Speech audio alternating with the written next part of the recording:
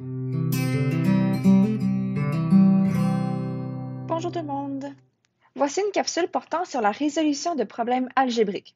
Vous êtes maintenant rendu à la 5e et dernière capsule sur ce sujet et aujourd'hui on va aller voir des situations où nous avons l'inconnu des deux côtés de l'équation. Alors dans notre premier exemple, on nous indique que Linda dispose d'un certain nombre de rayons pour ranger ses livres. Si elle en dispose 7 par rayon, il lui restera un livre et si elle en dispose 6 par rayon, il va lui en rester 5. Combien de livres est-ce qu'elle a? Essayons d'aller comprendre qu'est-ce qui se passe dans ces situations. Alors, Linda, elle a un certain nombre de rayons. Les rayons, dans le fond, c'est les étagères d'une bibliothèque. Et elle veut être capable d'aller ranger un certain nombre de livres qu'elle a à travers cette bibliothèque.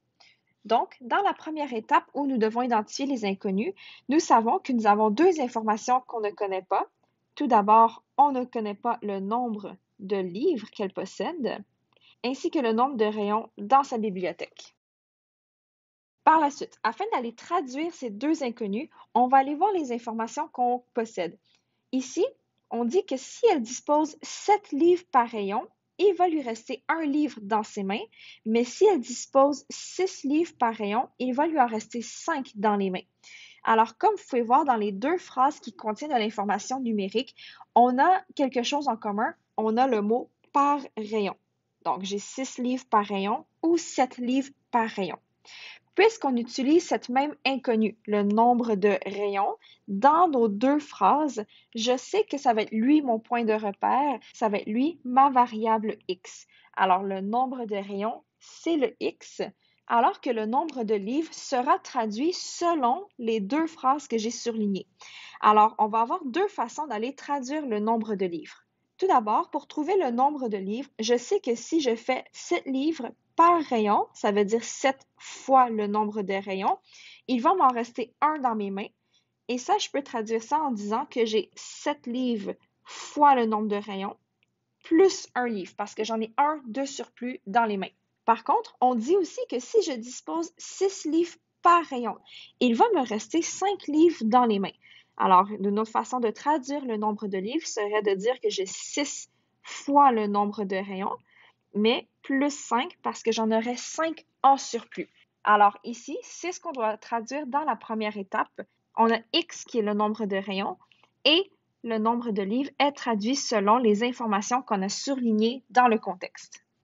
Deuxième étape, pour l'équation, puisqu'on sait que Linda va disposer ses livres et on cherche le nombre de livres qu'elle a, on sait que peu importe la façon qu'elle dispose, c'est-à-dire 7x plus 1 ou 6x plus 5, peu importe les deux façons, elle a la même quantité de livres.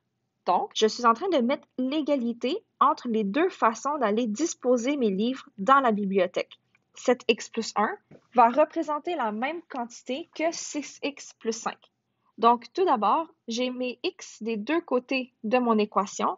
Alors, je vais aller enlever 6x à droite et j'obtiens ici x plus 1 est égal à 5. Afin d'avoir la valeur de x, je vais soustraire 1 des deux côtés de mon égal et j'obtiens que x est égal à 4. Afin d'avoir le même nombre de livres selon les deux façons de les disposer dans la bibliothèque, il faut que x soit égal à 4. En d'autres mots, il faut que Linda dispose de 4 rayons dans sa bibliothèque. Alors ici, je sais que je vais avoir 4 rayons dans la bibliothèque. Ça, c'est pour l'étape de substitution. Pour la validation, on va aller valider que si j'ai 4 rayons, j'ai bel et bien une égalité dans ma quantité de livres. Alors, est-ce que 7 fois 4 plus 1 sera égal à 6 fois 4 plus 5?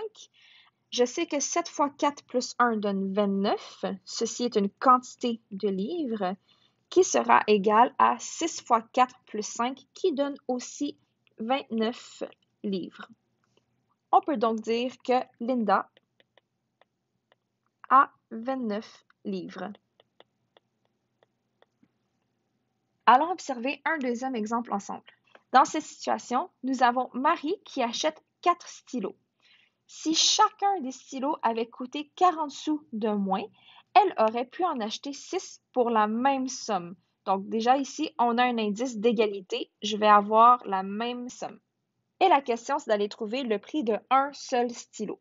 Alors, pour mes inconnus, évidemment, je ne connais pas le prix de un stylo. On compare le prix de un stylo avec deux autres quantités. J'ai 4 stylos ici et 6 stylos ici. Alors, je vais pouvoir aussi les inclure dans mon inconnu. Alors, le prix de 4 stylos et le prix de 6 stylos. Alors, parmi ces trois inconnus, laquelle est-ce qui va agir comme un point de repère? On va prendre le prix de un seul stylo comme étant le point de repère. Donc, on va mettre la variable x. Pour le prix de 4 stylos, ce que j'ai surligné en bleu ici, on sait qu'on va multiplier 4 fois le prix de 1 stylo. Alors, 4 stylos vont coûter 4x. Et par contre, ici, la difficulté arrive lorsqu'on veut traduire le prix de 6 stylos. Si chaque stylo avait coûté 40 sous de moins, elle aurait pu en acheter 6 pour la même somme. Alors, pour 6 stylos, le prix ne sera pas de X, mais il sera 40 sous moins cher.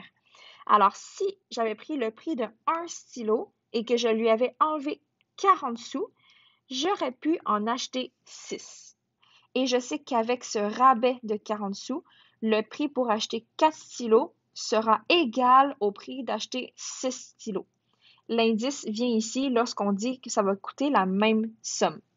Donc, dans mon équation, je dis que le prix d'acheter 4 stylos sera égal à acheter 6 stylos, mais au prix de 1 stylo avec un rabais de 40 sous. Pour commencer notre démarche algébrique, je vais commencer avec la distributivité. Je trouve donc que 4x est égal à 6x moins 2,4. Et puis, je peux commencer à faire ma démarche algébrique à l'aide de la méthode de la balance. Donc, je vais commencer par soustraire 6x à droite et à gauche. J'obtiens ici 4 moins 6 donne moins 2x, qui est égal à moins 2,4. Pour trouver le prix de un seul x, je vais diviser par moins 2. Et on trouve ici que moins 2,4 divisé par moins 2 donne 1,2. Le 1,2 qui est ici représente le prix de un stylo normal. Rendu à la validation, on va voir. Est-ce que si un stylo me coûte 1,20 $, est-ce que acheter 4 stylos sera la même somme qu'acheter 6 stylos? Allons voir. Alors, j'ai 4 stylos au prix de 1,20 $, qui doit être égal à 6 stylos au prix de 1,20 $, mais avec un rabais de 40 sous. Donc, je vais soustraire 0,4. Ici, 4 fois 1,2 me donne 4,8. Et ici, dans la parenthèse, 1,2 moins 0,4 me donne 0,8. Et 6 fois 0,8 me donne 4,8. Et puisque nous avons une égalité, j'ai bel et bien validé que ma réponse était la bonne. Alors, on dit qu'un stylo coûte 1,20 $. OK, pour faire un résumé des situations de niveau 5, lorsqu'il n'y a pas de total dans l'énoncé, tu dois être capable de trouver deux phrases qui vont pouvoir représenter la même chose. Ces deux phrases qui représentent la même chose serviront à créer ton égalité et c'est avec ça que tu vas pouvoir aller trouver la valeur de ton inconnu. Tu as maintenant réussi à passer à travers les 5 niveaux de difficulté dans la résolution de problèmes algébriques. Merci!